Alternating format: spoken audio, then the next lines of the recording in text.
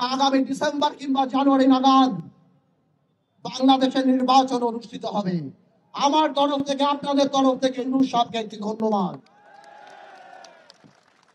তবে কিছু কথা খোলাখুলি বলে দিতে চাই ইউনূস সাহেব আপনাকে এবং আপনার সরকারকে।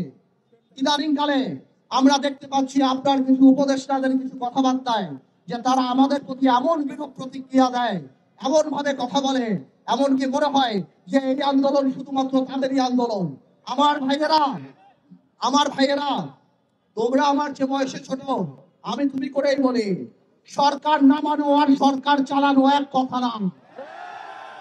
ভাইয়েরা, তোমাদের মনে রাখতে হবে, তোমরা হয়তো 10 বলে 20 রান করেছ, কিন্তু 180 রান বাংলাদেশের মানুষ করেছে 17 বছর।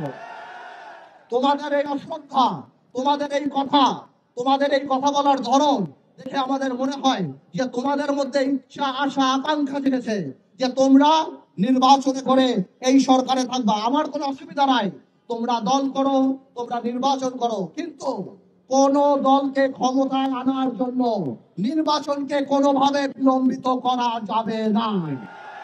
বাংলাদেশের মানুষ 17 বছর ভোট দেয় নাই। আমরা জনগণের কথা বলি, তোমরা যদি কোনোভাবেও এই সরকারকে প্রভাবিত করার চেষ্টা করো নির্বাচন বিলম্বিত করার জন্য, তাহলে মনে রাখতে হবে যে তোমরা সাধারণ মানুষের বিরুদ্ধে অবস্থান করছো।